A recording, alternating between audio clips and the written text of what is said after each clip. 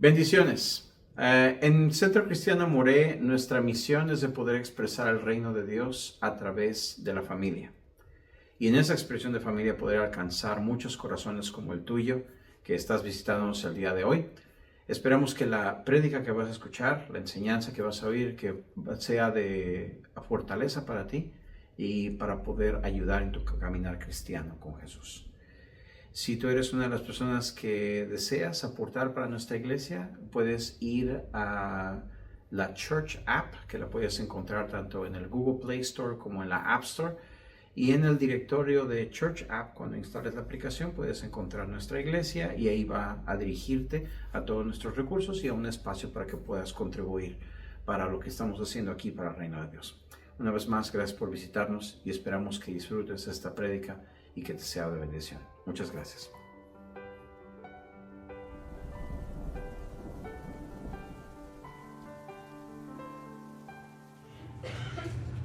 ¿Cuántos han oído este texto? Y quizás lo pueden repetir mientras yo lo digo. Hebreos 11:1. ¿Alguien tiene una idea? Hebreos 11:1. Ahora bien, la fe es la certeza de lo que se espera, la convicción de lo que no se ve. No voy a hablar de eso un poco, solamente quiero ir sobre algo rápido. Ese capítulo habla mucho de la fe y es el capítulo más largo que tiene ese libro de Hebreos. Y empieza con eso. Y lo voy a leer en la nueva versión internacional. Y dice así: ahora bien, la fe es tener confianza en lo que esperamos, es tener certeza en lo que no vemos. Si brincas al 3, dice: por la fe entendemos que el universo fue formado por la palabra de Dios, de modo que lo visible no provino de lo que se ve. Y este me gusta mucho. Hebreos 11:11. Por la fe incluso Sara, a pesar de su avanzada edad y de que era estéril, recibió fuerzas para tener hijos, porque consideró fiel al que le había hecho la promesa. Consideró fiel al que le había hecho la promesa. Vayan conmigo al libro de Hebreos. De Santiago. El libro de Santiago. Ya hoy terminamos con el libro de Santiago, el capítulo 1, versículo 19. Hemos estado caminando por el libro de Santiago por algunos meses. Ya hoy es el último. Si no has leído Santiago, todavía estás a tiempo de leer Santiago. No hay problema con no leerlo. Yo creo que si lo lees ahora podrías entenderlo mucho mejor. No va a estar ahí, no se va a ir.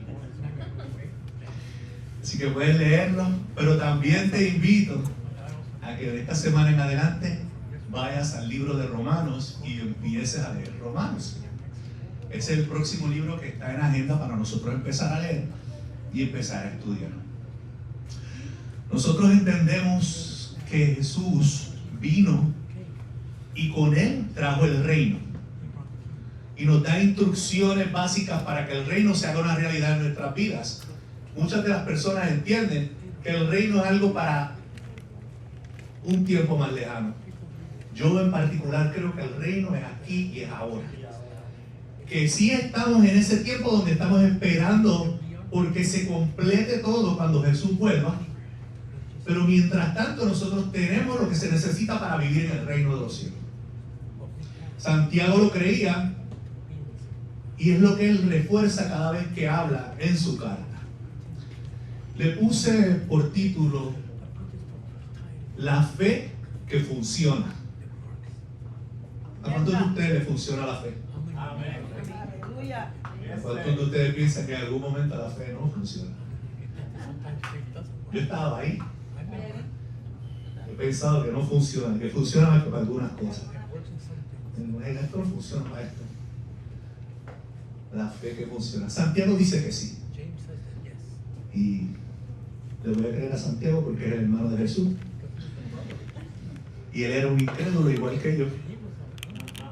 que no creía en su hermano, no creía que su hermano era el Mesías, hasta el momento que Jesús resucita, se le aparece a su hermano. Y yo lo dije la otra vez, cuando nosotros tenemos ese encuentro con Jesús, todo cambia en nuestra vida. Todo cambia en nuestra vida. No puedes haber tenido un encuentro con Jesús y que tu vida no cambie. Cuando nos encontramos con Jesús, nuestra vida cambia. Santiago en el primer capítulo hace un resumen de todas las cosas que va a hablar a través de toda la carta. Esa es la razón por la que nosotros empezamos en el capítulo 2, 2, 3, 4 y 5 y ahora terminamos con el capítulo número 1. Parece que lo hicimos al revés, pero es la forma en que el libro se presenta. Cuando lees el primer capítulo es como un resumen de todas aquellas cosas de las que él va a hablar. Y cuando lo vas leyendo y te vas acostumbrando a leerlo, te das cuenta que sí, que eso fue lo que hizo en el primer capítulo. Habla de algunas cosas y nos exhorta a no hacerlas o nos exhorta a hacerlas.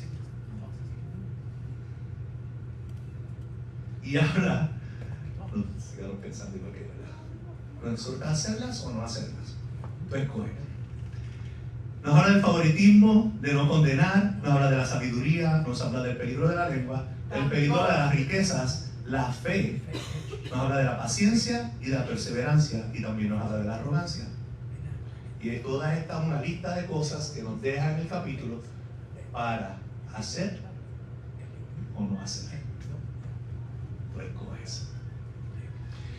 Empieza diciendo: cuando enfrentes diversas pruebas, siéntete dichoso, pues ya sabes que la prueba de tu fe produce perseverancia. Y si creen que es mucho esto, pues pidan sabiduría, que Dios está más que dispuesto a dárselas, pero pídanla sin dudar, pídanla con fe, pues si la piden con indecisión e inconstancia, no van a recibir nada de él. Y si eres rico o eres humilde, debes sentirte bien. Pero el rico no crea que puede salirse de la prueba comprándola con la seguridad de lo que posee, porque no le servirá de nada la prueba, la riqueza. Lo que te servirá en la prueba es la fe. Dice que afortunado cuando viene la tentación, pues al lograrlo, cuando vence la tentación, porque al lograrlo recibes la corona de vida. Pero que no se te ocurra culpar a Dios por tu tentación. Dios no lo va a hacer, Dios no te va a tentar. Si caíste a la tentación, fue completamente tu culpa. Te dejaste ir, usaste tus fuerzas, usaste tu conocimiento, te dejaste llevar por tus instintos y ahora el resultado te atormenta. ¿Sabes lo que está diciendo ahí? Yo estoy diciendo mi palabra, pero es lo que él dice. También dice que Dios es bueno y quiere lo mejor para ti. Y en Santiago 1:18, antes de empezar a leer, dice esto: por su propia voluntad nos hizo nacer mediante la palabra de verdad, para que fuéramos como los primeros frutos de su creación. Dice que Dios, en su completa iniciativa, nos da una nueva vida en Cristo a través de la palabra que Él habló, vivió y nos dejó en la Biblia, para convertirnos en sus primeros frutos. Y el primer fruto es el fruto que se le entrega a Dios. Bíblicamente, los primeros frutos son los que se le entregan a Dios. Y es lo que nosotros podemos ver o lo que dicta si la cosecha va a ser buena y va a ser grande. Eso nos lo dice Santiago. Ahora vayan conmigo al versículo 19. Vamos a leer del 19 en adelante. Y dice Santiago 1 del 19 en adelante. Lo voy a leer en la Nueva Versión Internacional. Dice así: mis queridos hermanos, tengan presente esto. Todos deben estar listos para escuchar, pero no apresurarse para hablar ni para enojarse, pues el enojo de una persona no produce la vida justa que Dios quiere. Por esto despójense de toda inmortalidad y de la maldad que tanto abunda, para que puedan recibir con humildad la palabra sembrada en ustedes, la cual tiene poder para salvarlos. No se contenten solo con oír la palabra, pues así se engañan ustedes mismos. Llévenla a la práctica. El que escucha la palabra pero no la pone en práctica es como el que se mira el rostro en un espejo y después de mirarse se va y se olvida enseguida de cómo es. Pero quien se fija atentamente en la ley perfecta que da libertad y persevera en ella, no olvidando lo que ha oído, sino haciéndolo, recibirá bendición al practicarla. Si alguien se cree religioso, pero no se pone freno a su lengua, se engaña a sí mismo y su religión no sirve para nada. La religión pura y sin mancha delante de Dios nuestro Padre está en atender los huérfanos, a las viudas, en sus aflicciones y conservarse limpio de la corrupción del mundo. Estoy muy seguro, después de haber leído el libro, que la fe es la parte primordial que todos necesitamos para poder caminar este caminar de Cristo, para ser religioso o para ser cristiano, como usted lo quiera. La gente discute que nosotros no somos religiosos. Todo aquel que tiene una religión y a nosotros la cristiana es un religioso. No quieres comportarte como un mero religioso, quisieras comportarte como un verdadero cristiano, emulando y haciendo las cosas que Cristo hace, no siendo un religioso como si fuera un fariseo, para aquellos que entienden. Primer punto: fe para creer. Esta fe para creer es la que nos trae a Cristo, la que nos da la oportunidad de reconocer que Dios es real, que Cristo es su Hijo, que vino, vivió, murió y resucitó, y está en la fe a la que nosotros entramos y nos llamamos cristianos. El hijo pródigo, una de las historias más fascinantes que tiene la Biblia, el hijo pródigo. Es este joven que decide pedir su herencia e irse a vivir a un lugar lejos. Esto apunta al Edén. Esto apunta a un nada. El hijo pródigo pide su herencia. Y lo que le está diciendo a su padre es: yo, con tus recursos, voy a ir a vivir y puedo hacerlo sin ti. No te necesito a ti, solo necesito tus recursos. Lo mismo que hace Adán. Y ahorita vamos a ir en él.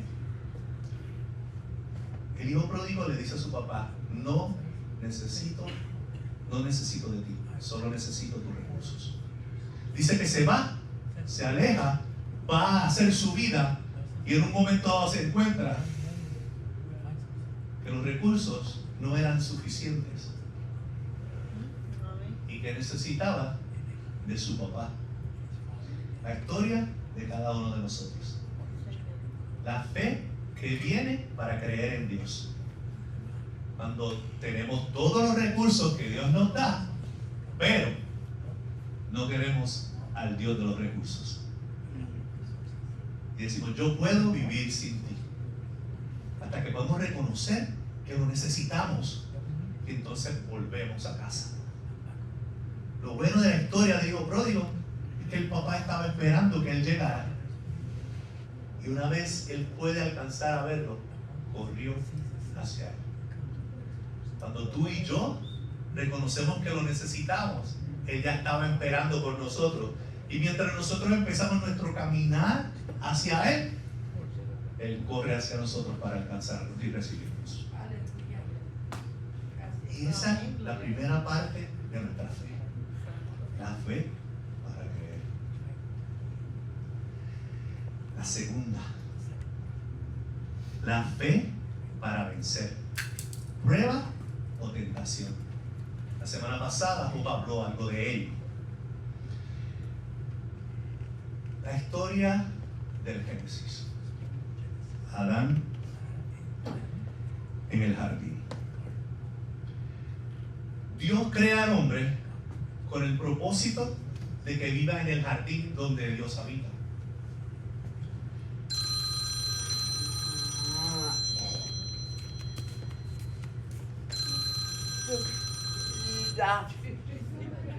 Ese es Adán llamando. Ese es Dios llamando. Colgate, no. Qué bueno, es una familia esto. Amén. Amén. Gloria a Dios. Me fui. El jardín del Edén. El jardín. La fe para vencer, yes. Prueba, tentación, el jardín, Génesis. Adán y Eva tenían todo lo que necesitaban para vivir su vida. Solo había una sola cosa a la que él le dijo que no tomara, que era del árbol del conocimiento del bien y del mal. De todos los árboles podían comer, inclusive del árbol de la vida eterna. No estaba exento de él. Pero ese sí estaba ahí. Muchas de las personas que escucho dicen, ¿por qué Dios hace esto? Si sabe que nosotros, ¿para qué me hacen esto? ¿Sé cómo me pongo? ¿Por qué hace eso Dios y pone esta trampa? Dice la gente que es una trampa. Dice la Biblia que es una prueba. Es una opción. Dice, no tomes de ese árbol. Dios quiere a alguien que gobierne juntamente con Él. Dios no quiere ser completamente el que gobierna, Dios quiere gobernar con nosotros. El propósito de la Biblia es que el hombre gobierne juntamente con Dios. Ahora, para probar la lealtad del hombre, Él le dice, voy a poner una sola cosa, ese árbol. Ahora, el enemigo, que es tanto el enemigo de Dios como el enemigo de nosotros, decide que hablar con ellos y decirle que no le hagan caso a Dios, que la idea de Dios no es la mejor, es lo que lo trae a él ahí. Ahora, ellos están en la posición de tomar del fruto o de no tomar del fruto. Ellos habían disfrutado de todo lo que Dios da, inclusive de su sabiduría, pero el enemigo le dice, oh, puedes tomar. ¿Qué hacen ellos? Caen. ¿Caen a la prueba o caen a la tentación? La prueba, si viene de Dios, va a ser para que tú puedas salir hacia adelante. Te va a hacer crecer. Santiago lo dice, tu fe aumentará. Pero si tú tomas la decisión incorrecta durante la prueba, pasa de ser una prueba a una tentación. Entonces, si fallas a la tentación, dice Santiago, no le eche la culpa a él, no fue culpa de él, fue completamente tu decisión. Lo que podría haber sido para Adán y Eva una oportunidad de hacer algo importante y noble, se convirtió en la forma que lo alejaría completamente de Dios.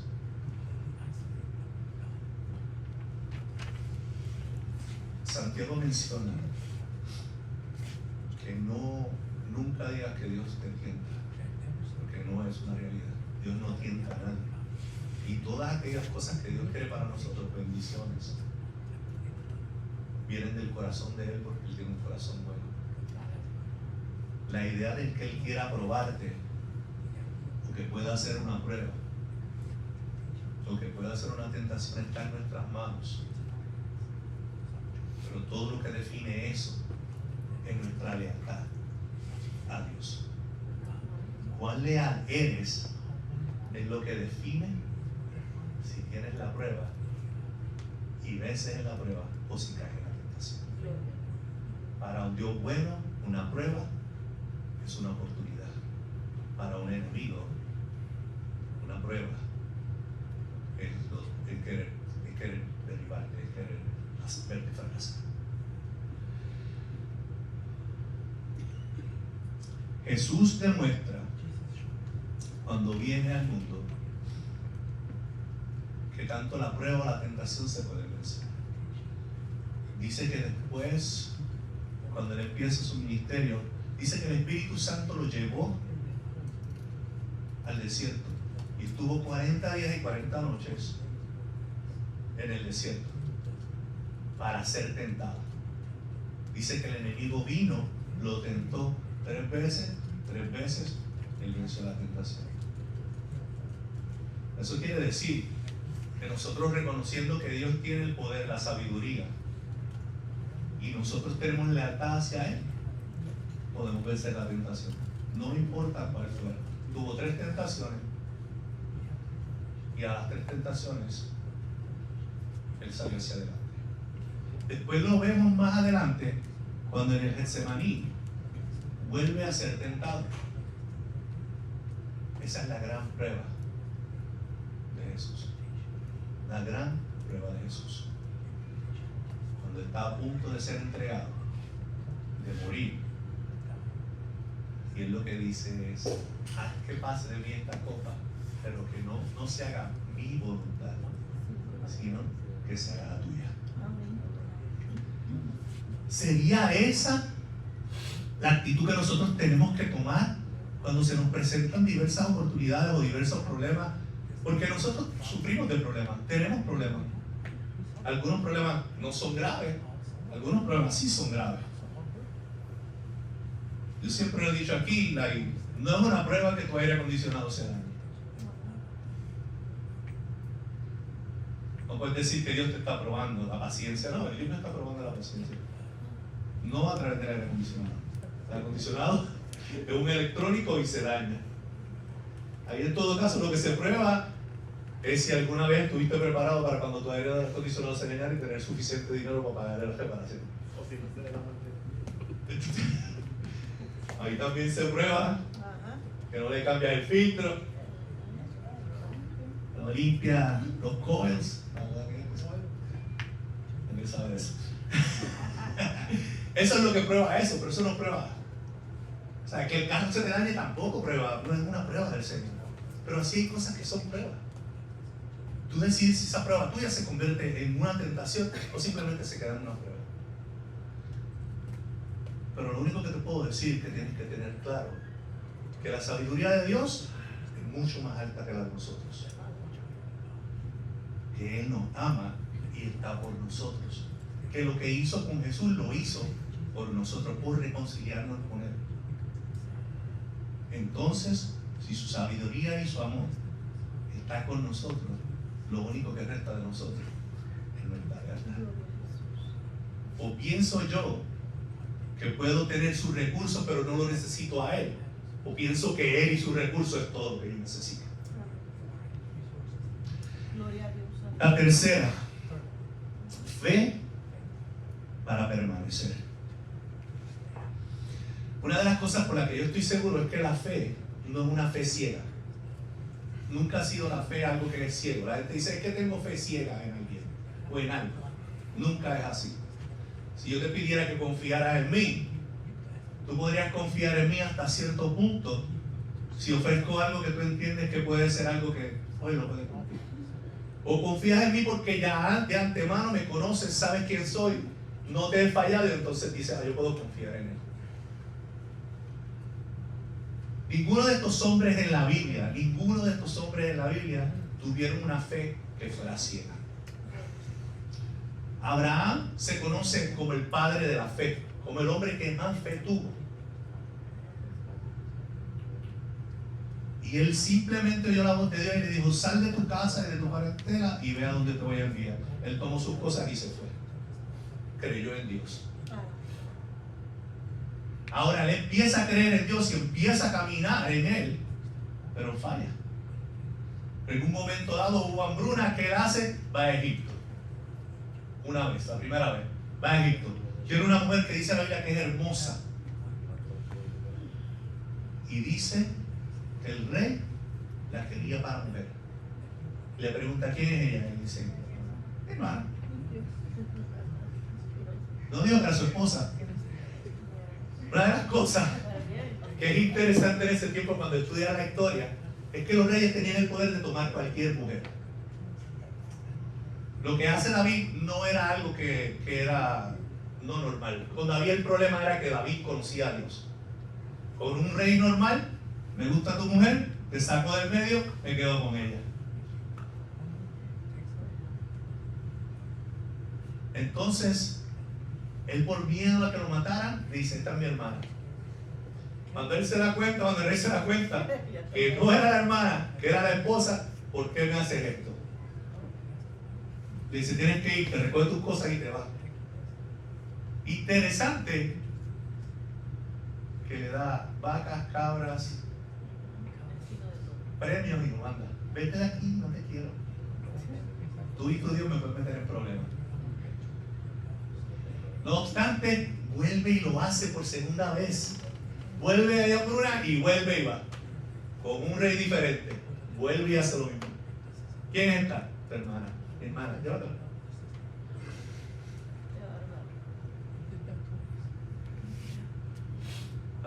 Cuando él va a llevarla a la cama, el mismo Señor le habla, no tomes la mujer de ese hombre, es mi ser. La cogió, se la llevó y lo premió de nuevo. Vete lejos, no vuelva, le daban hasta regalo para que volviera.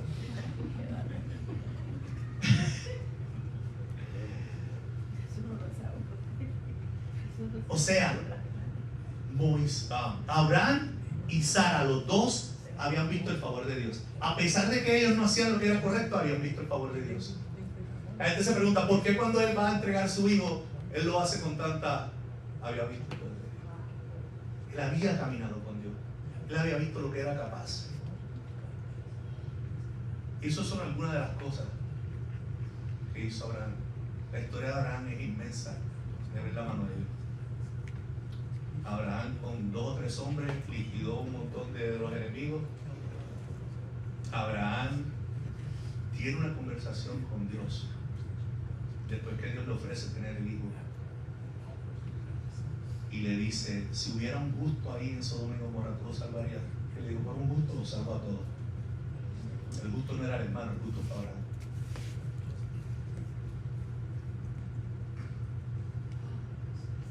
No quiero hablar mucho de eso, pero para que entiendan algo, ninguno de los que había en Sodoma y Gomorra era justo, ni siquiera lo. Porque el trato fue, si encuentro uno justo, no destruyo a Sodoma y Gomorra. ¿La destruyó?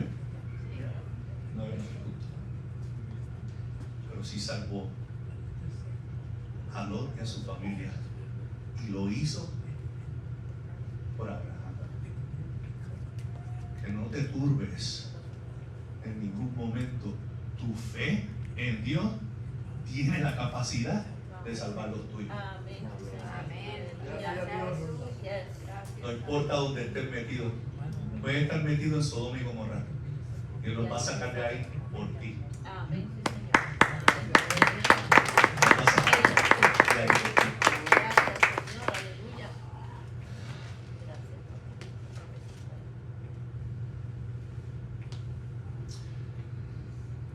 Santiago nos exhorta a ser no simplemente oidores de la palabra, sino hacedores de la palabra. De nada me valdría a mí escuchar instrucciones y no seguirlas. Y la mayoría de los que estamos aquí como latinos sabemos que eso es lo último que nosotros leemos cuando vamos a poner la mesita de noche juntos. Mi mujer me hace, eso es muy cierto. Digo, esto tiene que ser tan fácil, son 4 patitas y la parte de arriba. Y ese tornillo largo que tiene no miraste en qué posición iba, lo metiste donde no iba y salió para arriba con la patita y te dañó el tope de la mesa. Y ahí es que te dice, ¿dónde está la expresión?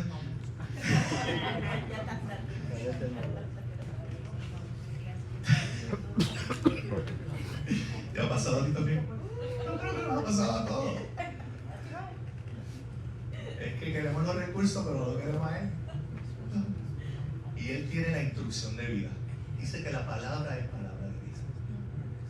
Así que leer la palabra no es simplemente leerla, no es simplemente escucharla, sino es llevarla a la práctica.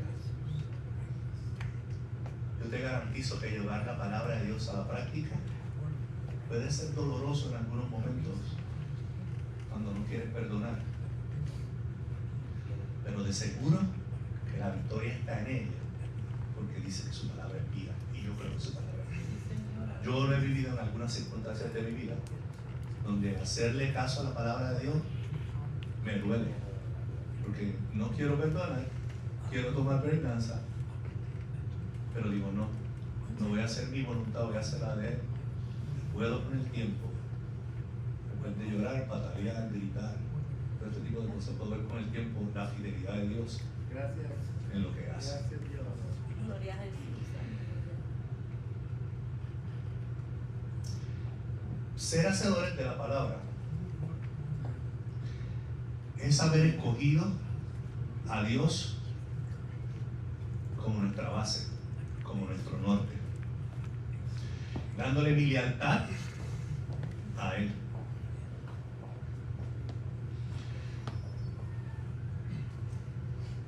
¿Alguno de ustedes viviría con alguien que le es infiel? Bendito Dios. ¿Alguno de ustedes le gustaría vivir con alguien que vive en una mentira? Que hace cosas a escondidas, que nosotros no podemos hacer cosas a escondidas detrás de él, pero nosotros queremos que sí, que él no. No sé por qué pensamos eso. Nos escondemos del pastor, pero Ah, eso es muy cierto. Le puedo mentir al pastor, pero tampoco le puedo mentir a él. Entonces, si nosotros entendemos que la lealtad para nosotros es algo importante, imagínate aquel que lo dio todo por nosotros, si para él no es importante también la lealtad. Es completamente importante. El cristiano tiene que llegar a reconocer que la cristiandad es una vocación.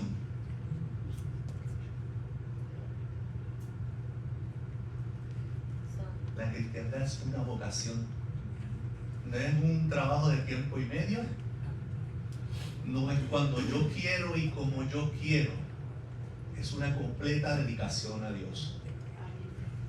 Y yo no te lo estoy diciendo porque yo llegué ya ahí. Te lo estoy diciendo porque lo acabo de reconocer aquí. Yo no sé ni cuándo fue la última vez que yo había podido mencionar la palabra vocación. No es normal. Cuando hablamos de vocación nosotros pensamos del trabajo, ¿verdad? ¿Cuál es tu vocación? ¿O cuál es tu trabajo? Pero para tú mantener un trabajo, ¿qué tienes que hacer? hacerlo bien. Hacerlo bien. Amén. Ser íntegro, entrar a la hora que te dicen, salir a la hora que te dicen, hacer el trabajo que te toca. Si vas a faltar, tienes que llamar. Tienes que seguir las pólizas del trabajo. Yo creo que el Señor tiene sus pólizas. Lo único que Él es mucho más amoroso de lo que podría ser Amén. mi supervisor o mi manager. Pero ser cristiano es una vocación, es algo que nosotros escogemos. Nosotros lo escogemos a Él y Él nos escoge a nosotros para que tengamos este tipo de vida de la que Él murió, la que Jesús murió para darnos.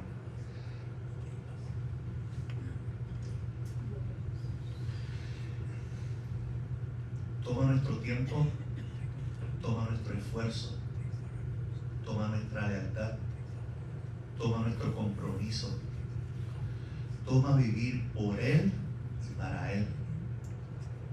Santiago dice, no os engañemos a nosotros mismos, conservémonos limpios de la corrupción del mundo, vivamos para obedecer y agradar La fe para creer es la fe que nos acerca. La fe para vencer es confiar en Él, porque Él lo volverá a hacer. La fe para permanecer es la obediencia que va a transformar nuestras vidas.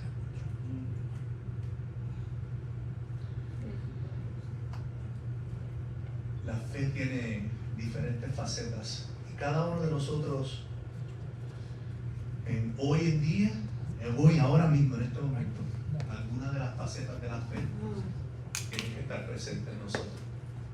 Quizás es la faceta de poder tener esa fe para creer completamente en Dios y poder acercarme. O quizás necesito esa fe que necesito cuando llega la adversidad, cuando las cosas no van bien. Que esa fe de confiar completamente en Dios, porque no solamente Él provee el recurso, sino que Él es necesario en nuestra vida, que yo lo necesito a Él. Como la canción de ahorita, Señor, te necesito. Y la fe para pertenecer, para permanecer, se ve en obediencia. La fe no es una teoría. La fe es práctica. La fe se practica.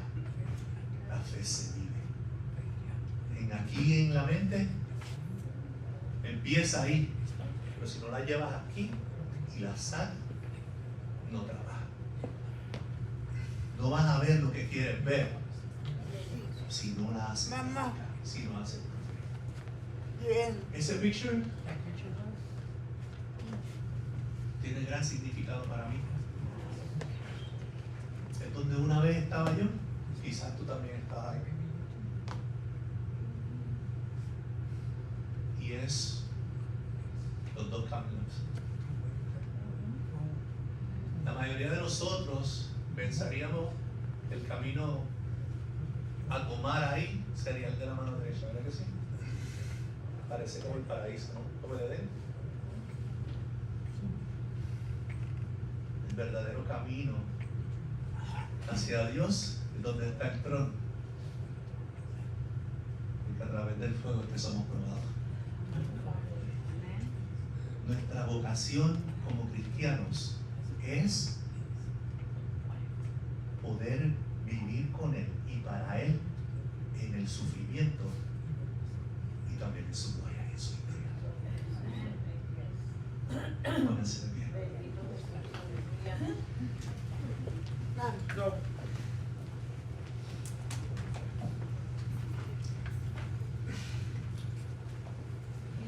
No sé, como digo ahorita, en qué faceta de estas tres estás tú hoy. Lo más seguro estás parado ahí. Puedes ponerle el título que tú quieras a eso.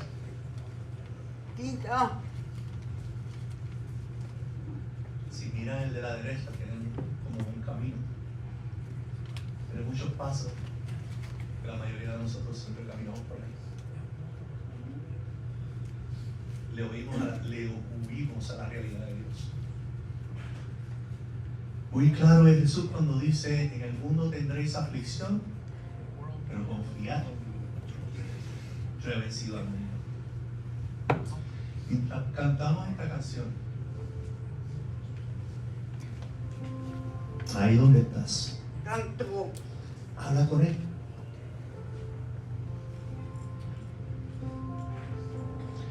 Santiago dice que si necesitas sabiduría, la pidas. El sin reparo te la va a dar.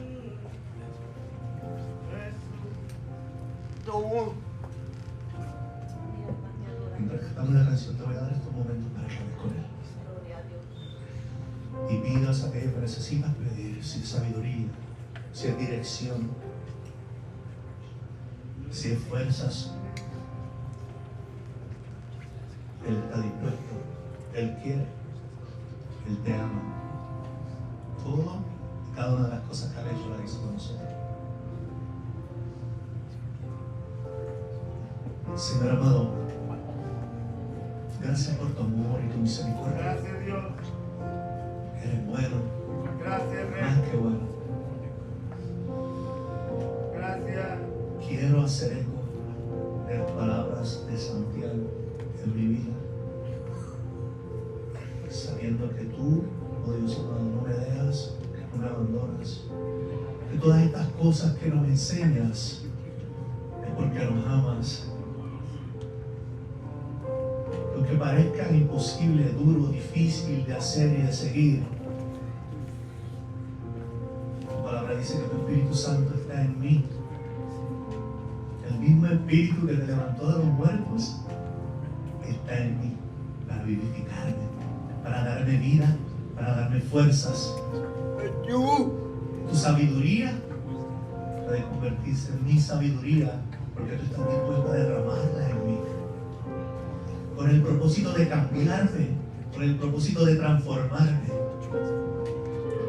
para que yo sea esa nueva criatura por la que tú, Cristo Jesús, moriste en la cruz. Que hay una esperanza en ti y que descanso en esa esperanza como también descansaban tus apóstoles, como también descansó Jesús. Y digo hoy, que se haga tu voluntad y no la mía. Que se haga tu voluntad y no la mía. Y de ver la gloria en cualquier cosa que esté viviendo, que de ver tu gloria.